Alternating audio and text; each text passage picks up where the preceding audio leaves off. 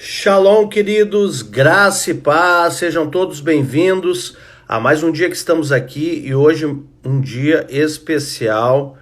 Deixa eu colocar aqui o título da palavra. Escatologia. Eu vou deixar um recado aqui, faça a sua pergunta. Hoje mais uma vez com a presença especial do nosso querido apóstolo Levi. Ok, deixa eu dar um oi para alguns aqui. Martim, seja bem-vindo. Apóstolo Levi já está aqui, seja bem-vindo. Marielle, Carlos Eduardo, Rosaura, Niviane, Grazi Fernandes, Aline Bertol, Gorete Martins, Luana, Carlo Tony, seja bem-vindo, Carlo. Nath Paz, Arthur. Gente, que alegria a gente estar aqui junto mais uma noite. E dando continuidade hoje, já vou estar chamando então o apóstolo Levi para estar nos ministrando aí. Nós estamos tratando, debatendo e recebendo uma aula fantástica de escatologia. Mamãe Veroni, seja bem-vinda. Boa noite, Rodrigo Braz. Amém. Então, assim, ó, se você quiser fazer uma pergunta, tá? Mas tem que ser a ver com o tema da escatologia, tá? Aquilo que a gente está tratando, tá? Ou que seja afim, né? Que tenha alguma correspondência com aquilo que está sendo tratado. Pode fazer a pergunta e assim que for dando tempo, a gente vai estar tentando perguntar ao apóstolo, tá bom, queridos? Então tá, Deus abençoe, vou chamar o apóstolo Levi aqui, vamos lá. Apóstolo Levi.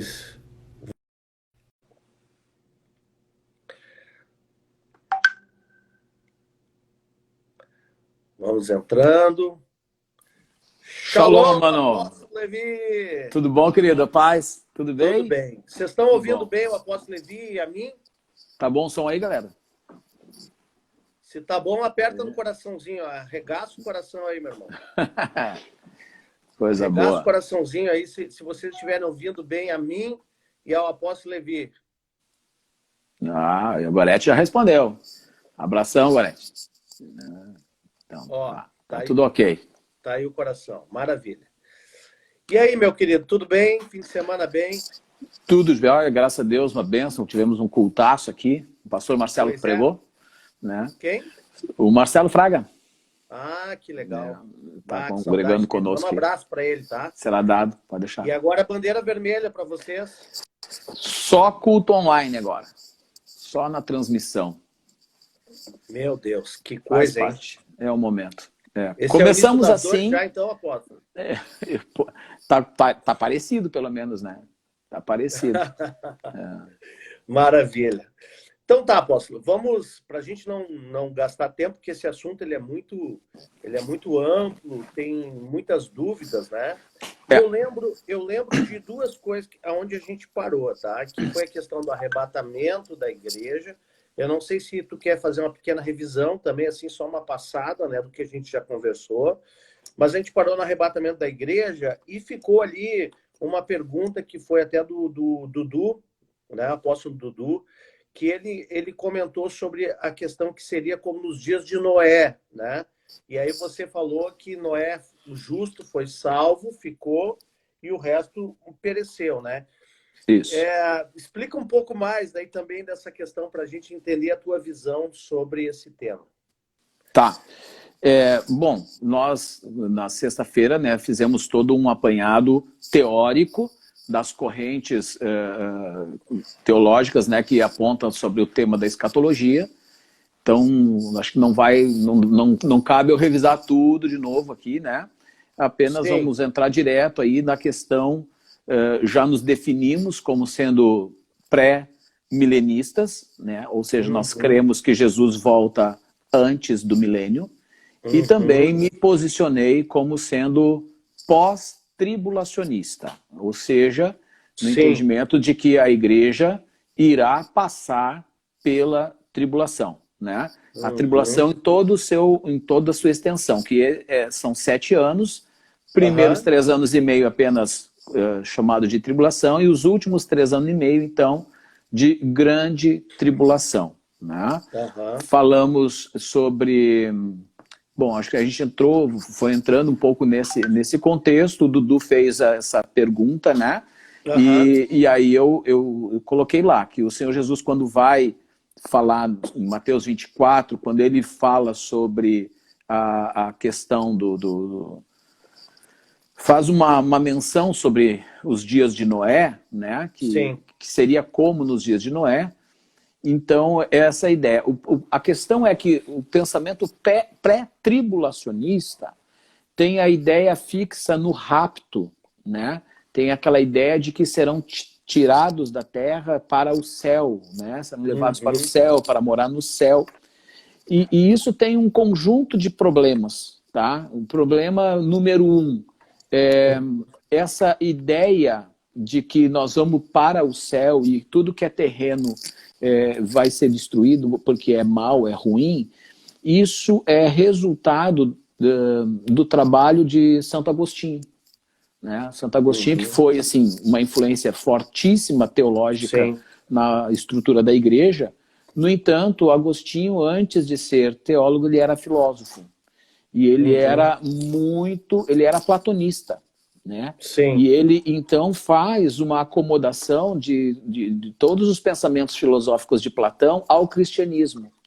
E isso cria o dualismo, ou seja, a ideia de que o mundo, as coisas espirituais são boas, né? Ou as coisas do campo dos pensamentos são boas, são eternas, e aquilo que é físico e é material, isso é ruim, é destrutivo e é de uma qualidade inferior. Então, em se tratando de Deus, tudo que se envolve Deus, isso é no pensamento de Agostinho, platonizando o evangelho, tá? Então, fica essa ideia de que as coisas deste mundo, elas são ruins, são más por natureza, e que estão fadadas à destruição eterna. E o que vai permanecer são as almas, né? Que são o conteúdo espiritual. Só que a Bíblia não diz isso. A Bíblia não ensina dessa forma. A Bíblia diz que nós receberemos um novo corpo, um corpo glorificado, e a terra vai passar por um processo de restauração. Porque quando Deus fez todas as coisas, ao final de todas elas, Deus disse, era bom. Era bom, tudo era bom. Tudo que Deus fez é bom. Nada que Deus fez é ruim. O mundo físico não é ruim.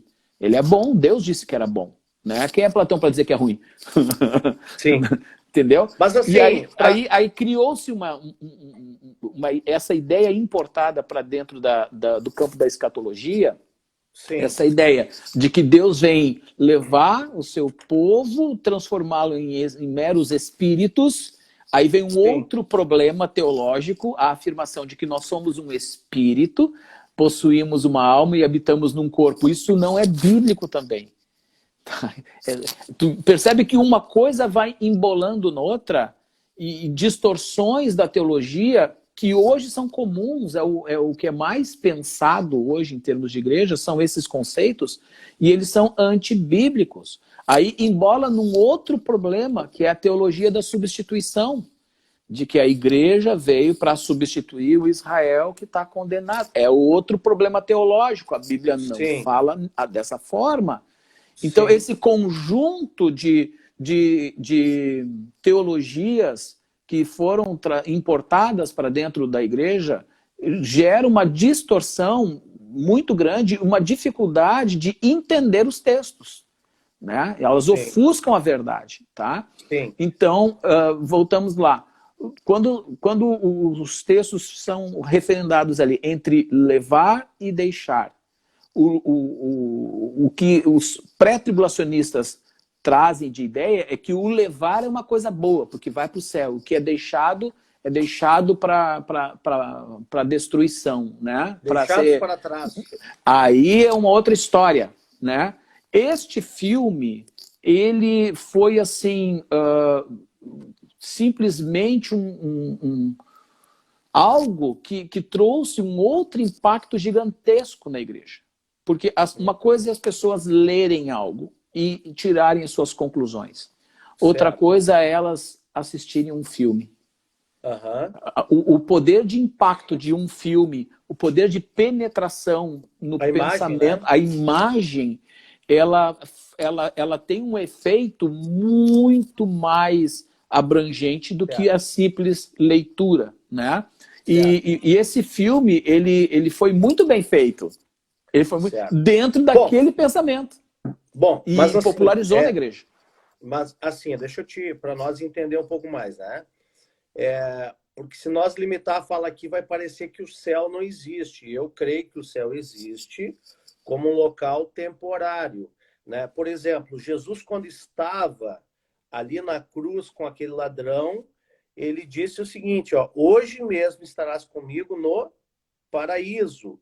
Então, se tem uma corrente teológica a qual eu simpatizo, a qual eu entendo, também me identifico, que diz que sim, que o céu existe, né?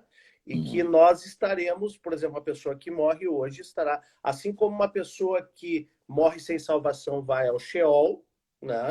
Também uma pessoa que morre salva hoje, ela vai para um local chamado céu ou paraíso, né? E aí? Tá, aí nós escapamos um pouquinho do campo da escatologia para entender. Né? Não, acaba engatando uma coisa na outra, né?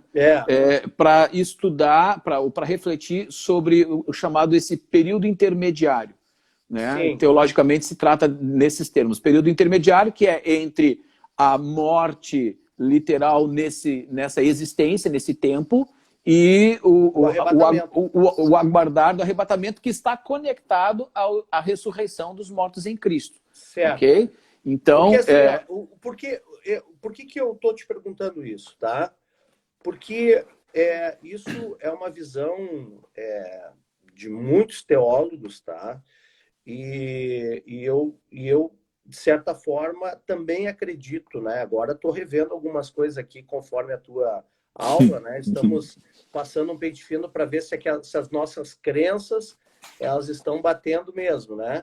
Mas uma crença é justamente, por exemplo, que nós vamos falar daqui a pouco do Tribunal de Cristo, né? Então, entendendo que a igreja seja arrebatada, não, arrebatamento, Jesus encontrando, o anjo toca a trombeta, Jesus encontra com a igreja nos ares e leva para um local chamado céu, né? Esse é o entendimento geral, assim, né? E lá acontece o Tribunal de Cristo, as bodas do Cordeiro. Inclusive, essa é uma tese, né, bem da linha pentecostal, né? Inclusive, existem os mapas, né?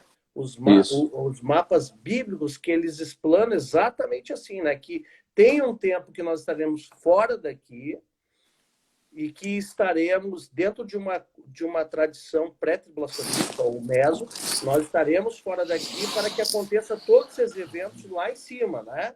Lá naquilo que a gente chama de céu, para depois descer com Cristo para reinar no milênio, né? Então, essa é a tese mais, vamos dizer assim, popular, eu acho, né?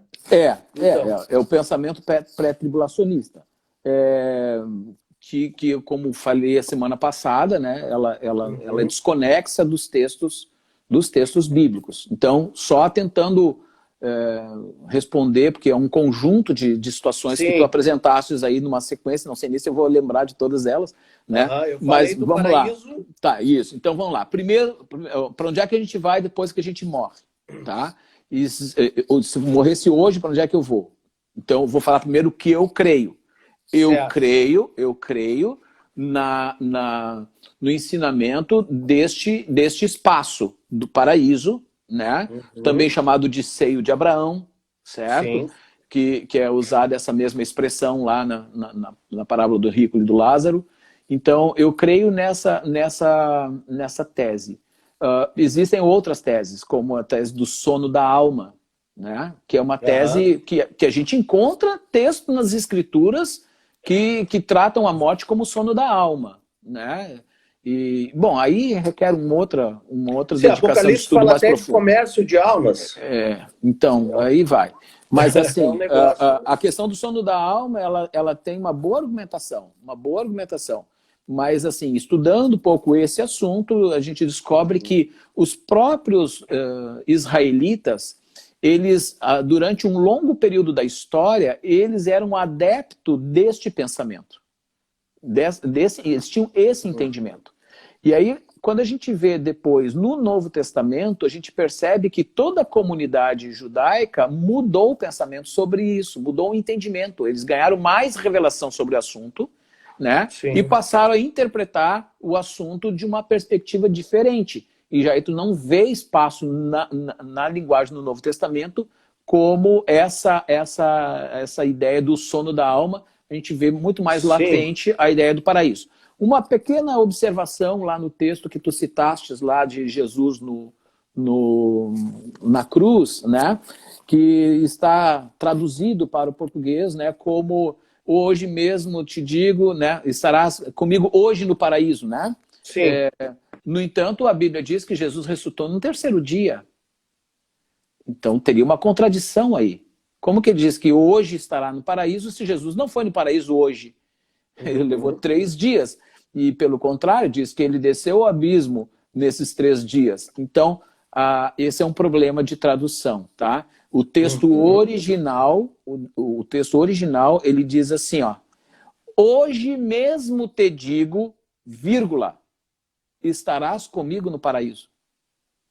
Não significa que estaria hoje no paraíso. Hoje eu te digo. Tu entendeu? Hoje te digo. Estarás comigo no paraíso. Ele atesta a salvação e o endereço, mas não significa que hoje estaríamos juntos no paraíso. A nossa tradução ela é muito problemática, né? Ela traz esses detalhes, né? Que não altera nada quanto à nossa salvação, né? Sim. Mas assim, quem se dedica a estudar teologia acaba descobrindo isso. Então, quem estuda teologia... Por isso que precisa sempre buscar recurso para entender melhor os textos, né? Não só um texto isolado, né? Perfeito. Para fechar, só para fechar. Oi. Não, que eu queria só fechar o raciocínio ali, é que dentro da teologia pré-tribulacionista, a ideia do que é levado para o céu, né? E o que é deixado para destruição ou para a tribulação. No contexto pós-tribulacionista, não é essa a compreensão que a gente tem das Escrituras.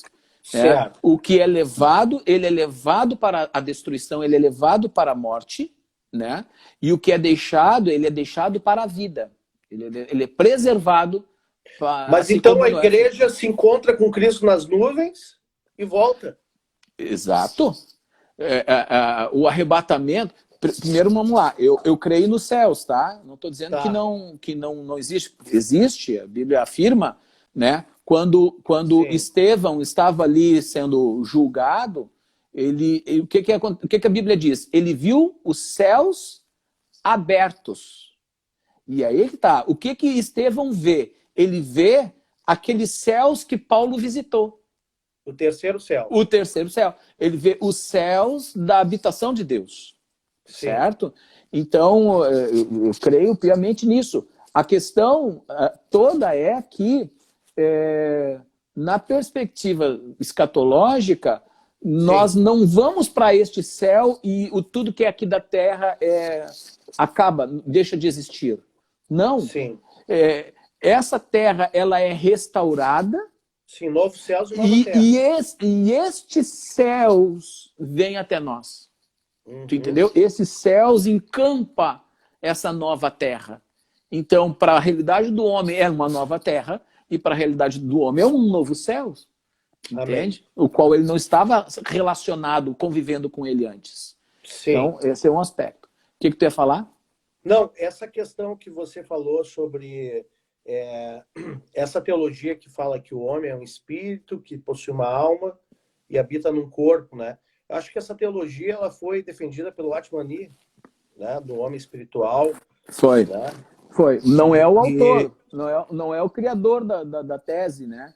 Não. Mas ele reforça ela, né? Ele salienta ela, ele Mas dá que impulso. Nós temos, no nosso constitutivo, nós temos uma alma, um corpo e um espírito, isso tu crê. Sim, nós somos tudo. Não existe homem sem espírito. Não existe homem sem alma. Sim. E não existe homem sem corpo. Então nós não somos um espírito. Nós somos tudo isso que Deus fez. Nós somos o constitutivo dos três. Claro, nós temos a nossa parte física. Nós temos a nossa parte física, que é o nosso corpo físico, estabelecido para as relações interpessoais, enfim, os nossos sentidos, né, para poder nos relacionar com esse mundo físico, ok? Nós temos uma identidade pessoal própria, que é atrelada a essa nomenclatura que foi dada de alma, certo? É a nossa própria identidade, né? Nos faz sermos únicos, e nós somos seres, entidades espirituais, que somos os únicos seres criados, né, dentro deste mundo, que tem a capacitação de entrar numa relação direta e pessoal com o próprio Deus, porque Deus é espírito. Então, nós somos esse conjunto de coisas, nós não somos uma coisa e as outras estão num grau menor de importância. Esse pensamento, mais uma vez, é resíduo do pensamento platônico, desse mundo dualista, né? Sim. Que justamente foi esse um problema muito grande na igreja nos primeiros séculos, porque esse pensamento dualista, ele deu força ao gnosticismo, né? Sim. Então, você vê já nos evangelhos, João principalmente, fazendo um embate fortíssimo, ferrenho, com o pensamento gnóstico, que já estava se infiltrando na igreja. O próprio apóstolo Paulo, ele vem dizer, você tem que provar os espíritos. Aquele que não confessa que Jesus veio em carne. Seja anátema, seja amaldiçoado, seja rejeitado. Porque isso já era a infiltração desse pensamento no meio da igreja. Que depois Agostinho adota esse pensamento, né, dá uma cristianizada nele e gera um problema até os dias de hoje. Sim. E Agostinho foi uma das maiores influências na teologia, né? Profunda. Eu quero dizer que ele trouxe boas contribuições, tá? Eu não sou um anti-agostiniano, né? é isso. Não foi a maior influência teológica da história da igreja cristã. Ele gerou um impulso muito grande ali nas conceituações, né, para a igreja ocidental. Bom, nós acho que podíamos seguir na cronologia. Vamos pro... Então, arrebatamento era a nossa... Tá, vamos lá, arrebatamento. Qual é o contexto do arrebatamento, então? Tá? O anticristo com um exército, né, armado, montado, desde ali hoje nós chamamos de Jordânia, nos termos bíblicos é chamado terras de Edom, tá? Hoje nós chamamos de Jordânia, entrando pelo Vale do Armagedon, e o anticristo já está com uma tropa, vamos dizer assim, avançada em Jerusalém. Tá? Certo. Esse é um contexto de guerra. Nós temos um povo, civis de Jerusalém já em ameaça. Tá? Nós temos aí um papel importante de um grupo de judeus que a Bíblia vai chamar de os 144 mil, né? Então, são judeus, estarão ali, né, fazendo uma guarda, vamos dizer assim, pró-Israel, e o anticristo, então, planejando todo o extermínio. O que o apóstolo Paulo vai falar? E que confere com o texto de João lá em Apocalipse. Ao ressoar da última trombeta. Ok? O que é a última trombeta? Quantas eram as trombetas? 7. 7.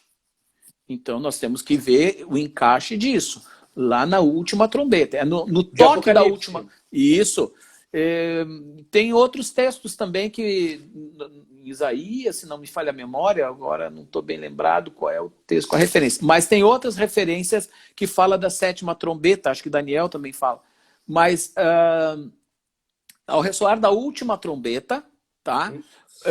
Os mortos ressuscitam primeiro. Jesus vem nos ares, vem nas nuvens, ok? Os mortos em Cristo ressuscitam, vão ao encontro dele nas nuvens, e os crentes que estiverem vivos nessa ocasião, aí é que se dá um arrebatamento, se encontra com ele nos ares também. Aí começa todo o processo. Para nós, individualmente, é um piscar de olhos. Sim. Certo? Individualmente. Mas a ação de Cristo, ela é muito mais do que apenas o nosso transformar, né? O nosso encontrar com ele nos ares. Vai além disso. O que compreende, tá? Compreende, primeiro, essa reunião com ele nos ares. Sim. Tá? Lá o texto fala dos anjos recolhendo os escolhidos, né, de uma a outra extremidade da terra. Nesse período, o Senhor faz um percurso nos ares de uma extremidade Sim. à outra da terra. Como o relâmpago que sai do Oriente e se mostra até o Ocidente. Sim. Onde todos os povos se lamentarão, né? Porque verão o Filho do Homem nas nuvens. Então, esse é um outro contraponto aos pré-tribulacionistas, porque eles dizem que esse encontro nas nuvens será oculto, será escondido. E aqui o texto diz que não todo olho verá. Sim. Certo? Passado esse instante, passado esse momento desse percurso sobre a terra, então o Senhor, ele vem desde as terras de Edom, primeiro libertando os cativos, porque vão ter muitos israelitas e muitos cristãos em prisões, desde lá desses territórios, né, de Edom, tá? O Senhor vem libertando os seus, né, dessas prisões. Isso já acontece, por exemplo, há pouco tempo a gente via os cristãos sendo mortos ali na Síria, né, e os caras sendo executados por aqueles malucos lá, os Estado Islâmico, né, ver o Boko Haram. Esteve bem perto lá, né? Foi, né? Bem pertinho deles na época. Na fronteira ali, né? Tivemos bem na fronteira. Na fronteira de Damasco, acho, né?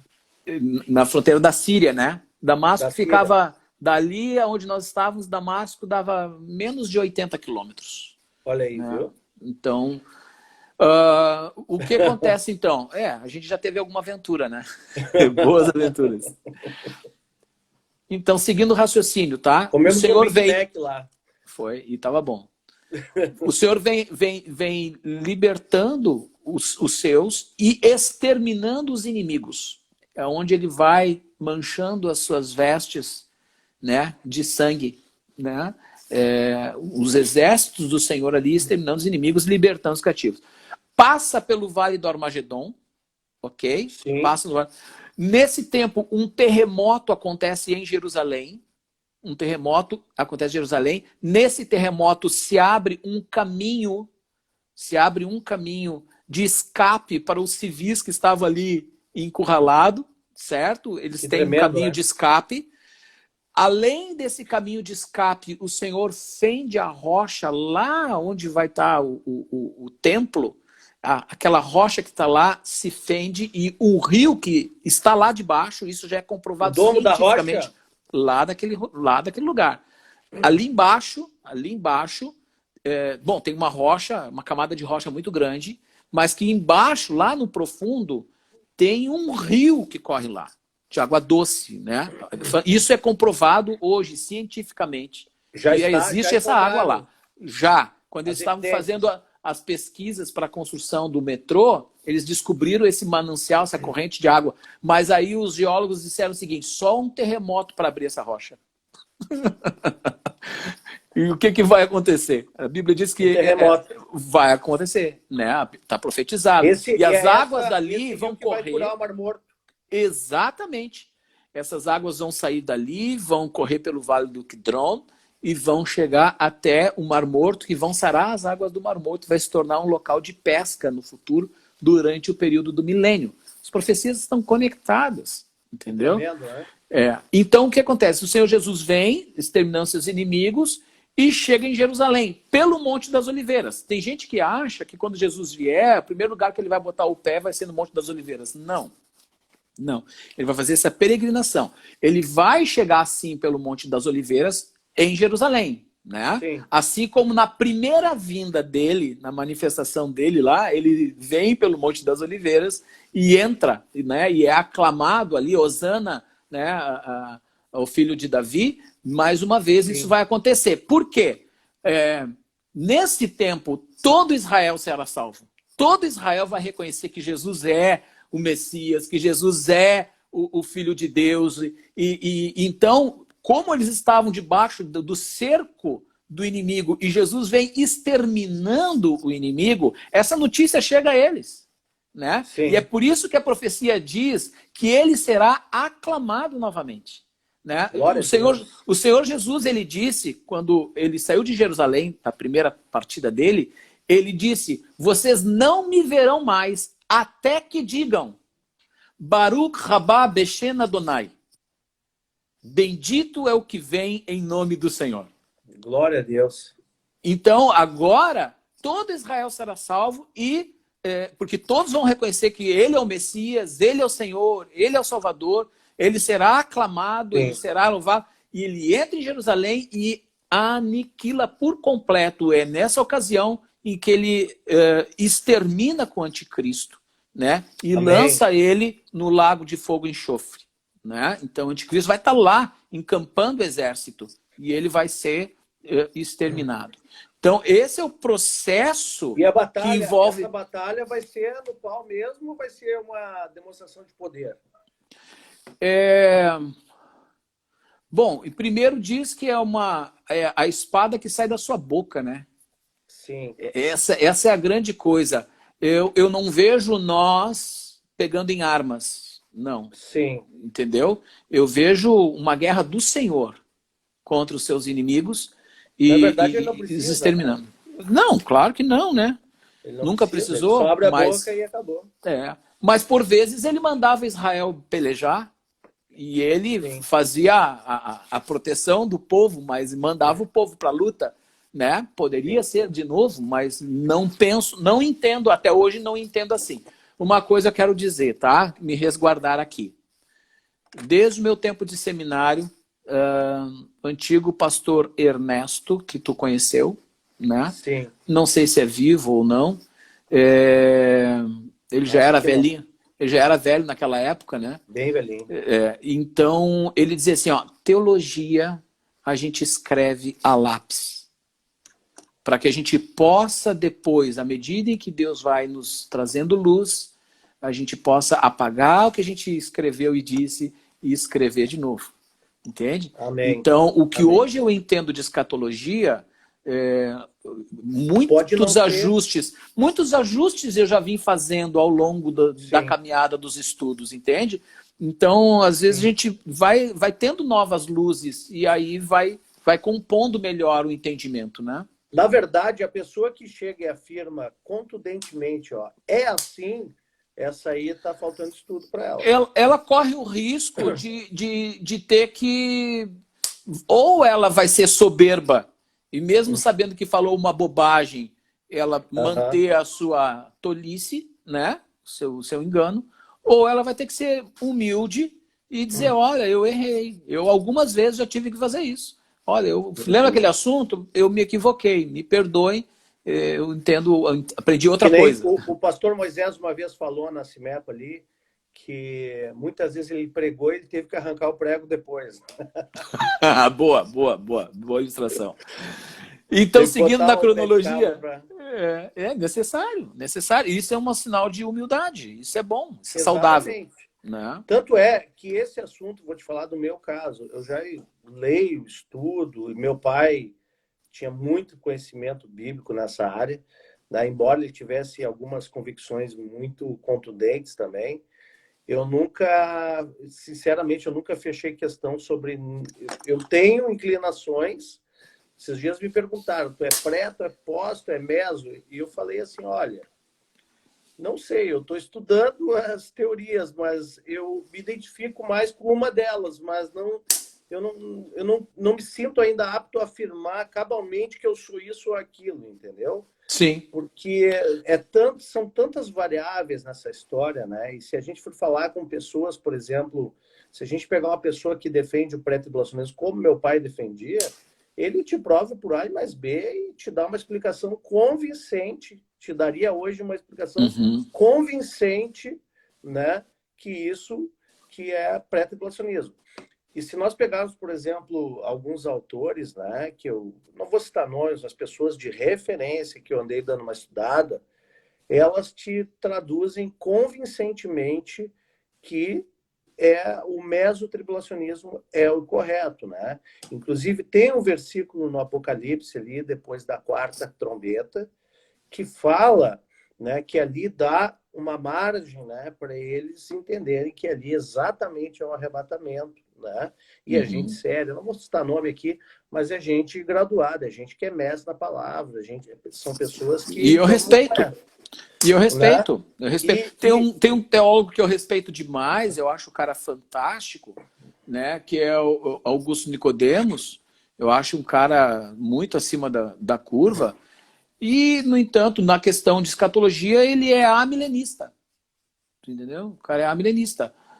O que destoa completamente, para mim, de tudo, tu entendeu? De tudo. E o cara é fantástico, entendeu? Eu Esse aí tá fora da média mesmo, então, né?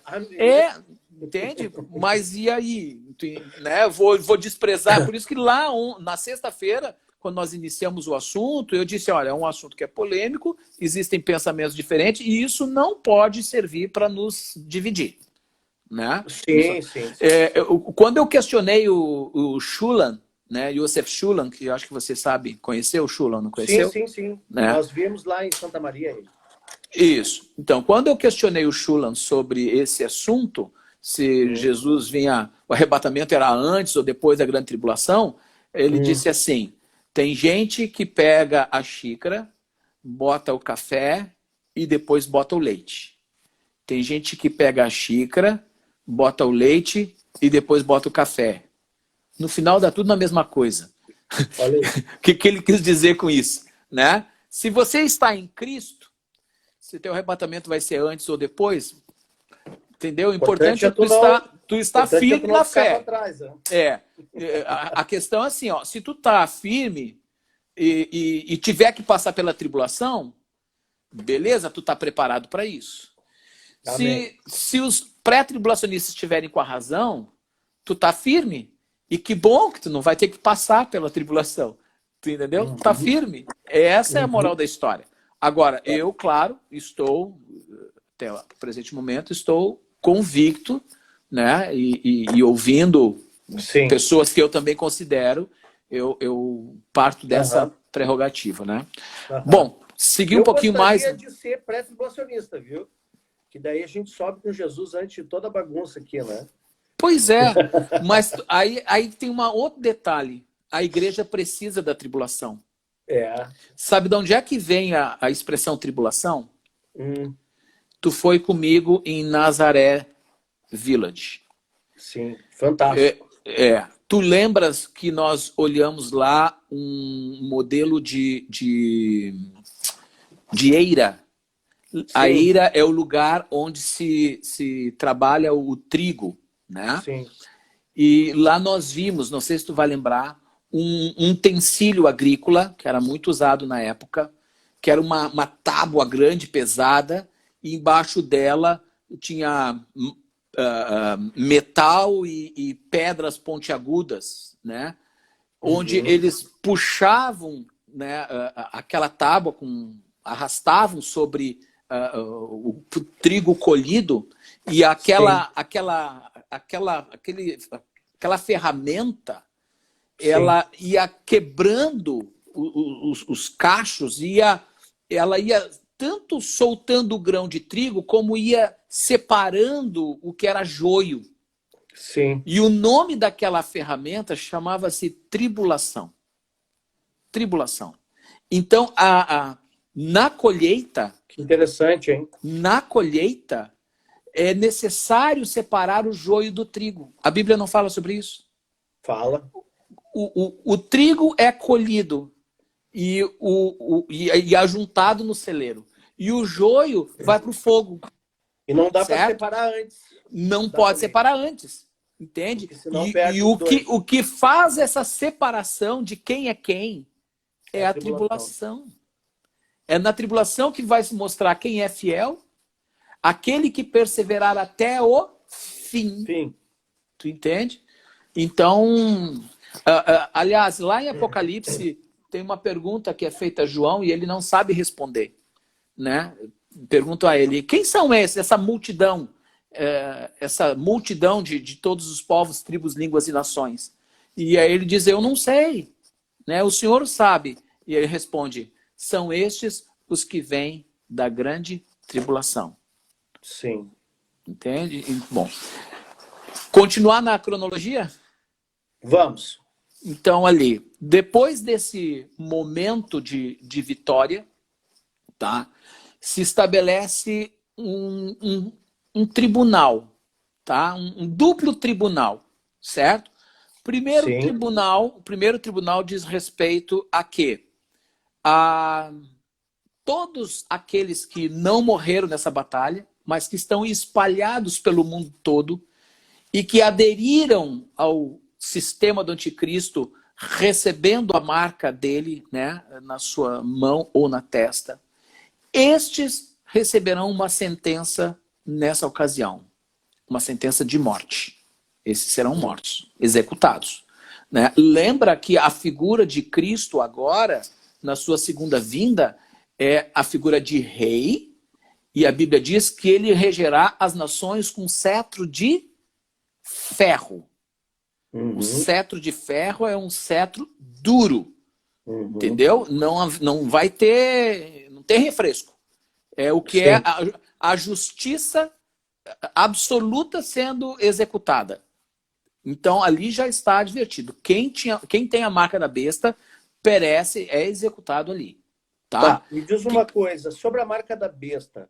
A gente pode afirmar categoricamente que se colocar o microchip na mão, que agora estão fazendo experimentos, isso é a marca da besta? Pode dizer que é isso? Ainda é precipitado para dizer que é isso. Certo. A coisa, no meu olhar, está muito desenhada. Está muito, assim, há uma semelhança muito grande com os parâmetros bíblicos. Sim. No entanto, ainda não me sinto confortável para fazer essa afirmação. Sim. No passado, muitos fizeram afirmações semelhantes, referente a outras tecnologias que foram desenvolvidas e Sim. acabaram mordendo a língua, né? E tidos como bobalhões até, entendeu? Tiveram que arrancar o prego. Tiveram que arrancar o prego. Então, assim, uma coisa é certa. Para caracterizar que nós que cremos e conhecemos a palavra, não teremos dúvida. Tu entendeu? Sim. Não vai ser pegadinha. Eu não sabia e agora, o que eu faço? Agora eu tô com esse chip aqui. Eu não sabia, não tinha noção. Não, isso não vai ser assim. A pessoa vai estar ciente do que isso implica. O crente vai estar ciente, ele vai estar diante de uma opção. Olha, tu recebe a marca, tu é livre da perseguição, tu poupa a tua vida, tu vai poder ir no mercado, comprar, toca a tua vida de boa. Tu entendeu? Agora, negou a marca, negou essa identificação aqui, bom, aí tu te prepara, porque você vai ser um contraventor penal. Você vai ser um problema para o mundo. Então, por isso, você vai estar debaixo de perseguição. Sem contar que tu não vai poder chegar no mercado, comprar e vender. Mas eu quero dizer para vocês que estão assistindo aí, que isso não é para apavorar ninguém. Não se preocupe, né? Porque o Senhor... As coisas que aconteceram no Egito, tá? Deverão estar acontecendo semelhantemente por esse tempo. Assim como no Egito vieram todas aquelas coisas... Faraó oprimia. O faraó não oprimia o povo? O faraó oprimia o povo. Em compensação, Deus respondia. Com o quê? Com pragas. Mas as pragas vinham para o povo de Deus? Não. Não, só para os egípcios. Então, é bem diferente, né? E no final, depois de muita opressão, Deus dá o livramento ao seu povo. É o que vai acontecer. Sim. Tá? É um paralelo. Aliás, a própria narrativa em Apocalipse tem paralelos direto, né? Zacarias também vai falar sobre paralelos direto com as pragas do Egito. Sim. Voltando um pouquinho, sempre quando eu ouvi, tá, dentro de uma tese pré-tribulacionista, tá, a igreja era arrebatada, coisa e tal, daí aqueles que ficassem, aí tinha o terror daqueles que ficassem, né? O cara só poderia ser salvo se ele fosse decapitado, né? Como é que tu vê isso, essa questão de o crente só vai ser salvo se ele for decapitado? Isso estava dentro da... Não tem base bíblica. Eu sempre achei isso exatamente aquela coisa, assim, aquele tipo de evangelho, né? Se tu não aceitar, tu vai para o inferno. Então a pessoa aceita Jesus para não ir para o inferno. Ou era uma forma também de pressionar os crentes a dar uma ajeitada nos seus pecadinhos, entendeu? Tu quer ficar aí, Jesus, arrebatamento. Tu fica aí, tu vai ter que passar pelo chicote do diabo e tal. Então era um problema grave. E também associado, né, a esse problema era a ideia da teologia da substituição, que a igreja veio para substituir Israel, que o período da tribulação seria para um tratamento de Israel para se converter a Deus. E não é também não é, entendeu? Isso são os problemas que essas teologias aí cruzando no caminho traz, né? Uma outra teologia que é problemática e que influencia demais é o dispensacionalismo. Então, quem está apegado ao pré-tribulacionismo geralmente, né, ou sei lá, acho que 100% talvez, está conectado à teologia dispensacionalista. Sim. Né? Então, aí acaba que uma coisa vem para justificar a outra, mas as duas teologias são equivocadas. Vamos voltar na cronologia, o pessoal não perder a linha daqui a pouco. Quanto tempo nós temos ainda? Tá terminando já. 19h48, meu Deus. Deixa eu dar uma corridão só para fechar, o pessoal pegar a ideia final, pelo menos, tá? Tá. Então, vamos lá. Terminou esse momento de execução daqueles que têm a marca da besta. Aí vem o momento que é um outro tipo de tribunal, mas não é um tribunal para julgar negativamente, é um tribunal para julgar positivamente, que é o tribunal para a distribuição de galardões. Certo? Sim. Então, esses tribunais são os tribunais, os dois, esses são o tribunal de Cristo. Isso, está associado com Cristo fazendo esse trabalho, né? Okay. Que é diferente do tribunal final, que é do juízo final, certo? Certo. Então, ali nós vamos ter a distribuição dos galardões e aí vamos ter as bodas do Cordeiro. Sim. Entendeu? É aí que nós temos as bodas. É uma festa, uma grande celebração. É um ajuntamento do Senhor com a sua noiva, que se dá ao casamento. Aí o que tudo que nós está com o nosso noivo, Vitória. É aí que dá. E aí o crente já pode respirar de novo, né? Não, aí nós estamos com o corpo glorificado, nós estamos já somos a igreja vencedora. Já somos a noiva triunfante. Tu entendeu? Já triunfamos. Agora nós vamos estar ao lado dele como noivo, mas numa outra condição. Na terra, mas numa outra condição. Para reinar com ele sobre a terra. Tá? E aí, a Bíblia fala sobre os convidados do noivo. Não tem os convidados do noivo?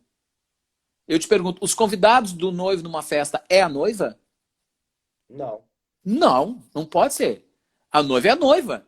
Os convidados são os convidados. Né? E a Bíblia faz uma distinção e fala: bem-aventurados são os convidados do noivo. E aí, quem são esses convidados? São todos aqueles que sobreviveram na grande tribulação, espalhados pelas nações inteiras do mundo, que não se renderam ao anticristo, mesmo não sendo crentes. Mesmo não sendo crentes, eles não adotaram, não aceitaram a regência do anticristo sobre eles. Eles foram resistentes. Então, eles são amigos do noivo. Eles não são a noiva, mas são amigos. Entende? E esses serão ainda na forma humana. Homens naturais que vão continuar vivendo sobre a Terra. Eles vão se dar em casamento, vai nascer gente. Isso, vai repovoar o planeta, porque vai ter morrido no mínimo a metade da população mundial até esse tempo, tá? Vão repovoar o planeta. Como uma espécie de super-humanos, assim, com o corpo glorificado, reinando com Cristo. Exatamente. Então nós vamos ter na Terra... Essa é a noiva. Vamos ter na Terra os de corpo glorificado, né? E vamos ter estes homens remanescentes. E nossa missão na Terra, nesse período, reinar, então, funções de governo, funções de liderança, né, na Terra, e funções de sacerdócio. Nós vamos ter que ensinar essas nações. Eles vão ter que conhecer o plano de Deus, vão ter que conhecer a Torá. E é nós que vamos ensinar, os sacerdotes do Senhor espalhados sobre a terra que vão ensinar. É nesse tempo que o Senhor então faz convocação para que todos os povos venham a Jerusalém a celebrar a festa dos tabernáculos, Zacarias 14, tu entendeu? E o mundo passa por uma outra realidade. Ali no final do livro de Isaías tem um texto que fala que quando a pessoa for a Jerusalém, lá, ao sair de Jerusalém, vai ver um túnel, um buraco que vai enxergar as pessoas no inferno. Isso será como testemunho. No final do livro de Isaías fala isso, último capítulo. Eu não me ative esse detalhe, vou ver depois. Dá uma olhadinha nisso, bem lá, e vai ter... E aí eu estava vendo o Bivir falar sobre isso, ele fala sobre que isso será testemunho, né? De que realmente as trevas existem, porque o inimigo nessa época do milênio vai ser retirado da Terra, né? Sim. Aí ele tá. No milênio, o que acontece? Satanás, ele é aprisionado. Exatamente. Ele fica aprisionado. Então, o mundo fica sem influência do diabo por 1000 anos. Que fantástico isso. Exato. Né? Mas eles saberão que o diabo existe. Claro. Justamente por esse marco que vai ficar em Jerusalém. Quando as pessoas forem a Jerusalém, elas vão ver elas vão poder enxergar as pessoas sofrendo no inferno. Olha que interessante isso, né? Eu vou dar uma olhada com atenção nesses textos aí. Eu não me ativo neles. Esse texto aqui para mostrar rapidamente. Aqui. Enquanto tu procura ele, eu tô com receio de terminar o tempo e não conseguir terminar o panorama, assim, pelo menos o pessoal ter a noção. No final do milênio, né, então, Satanás é solto novamente. Nisso, o anticristo e o falso profeta já estão no Lago de Fogo. Né? Já estão no Lago de Fogo, já inauguraram lá o Lago de Fogo. Satanás, no final do milênio, ele é solto novamente e ele sai a seduzir novamente as pessoas, a seduzir nações até. E qual é a ideia dessa sedução? O que produz esse encantamento novo de Satanás? Primeiro, que todas aquelas gerações que se formaram desse milênio aí, eles não passaram pela provação da tentação do diabo, né? Sim. Seria injusto, digamos assim, ter uma geração... Todos nós passamos por essa prova e aquela geração não passaria. Não. Então, eles passam por essa prova e eles vão ter que se posicionar também diante de Deus. E qual vai ser o discurso que vai seduzir? Tá? O discurso que vai seduzir esse povo. Olha, vocês não acham que Jesus está tempo demais no poder? Não acham que 1000 anos de ditadura não é demais? Né? Um papo meio esquerdo, assim, desculpa, mas... Os antifa. Tu entendeu? Esse papo que não, nós temos que ter os nossos direitos e vamos nos governar. Sim. Então, novamente, é uma rebelião a Deus, ao governo de Cristo, ao governo de Deus. Não quer se sujeitar ao governo de Deus. Né? Por mais que tenham visto e provado a justiça, a bondade, né? A equidade, a prosperidade vinda do Senhor, né? No entanto, eles vão querer novamente ser igual a Deus, ser superior, fazer as coisas do seu jeito. E vai arregimentar um novo exército para tentar destronar Cristo. Vão tentar fazer isso. E só que aí nessa batalha acabou. Eles são exterminados por completo, lançados todos no Lago de Fogo, né? Nisso se dá, né? Primeiro eles são executados e já na sequência se dá a ressurreição de todos os mortos, todos. Certo. Tá? E comparecem diante aí sim do grande tribunal. Onde Apóstolo, posso fazer uma pausa aqui? Olha só, o Instagram vai derrubar a live. Quem sabe eu feche e abro uma nova. A gente continua conversando mais um pouco. Tá. Aí dá tempo das pessoas fazerem perguntas. Tá bom, pessoal? Eu vou fechar a live, vou salvar e vou abrir novamente ela. Pode ser? Por mim, pode. Tá? Então segura aí.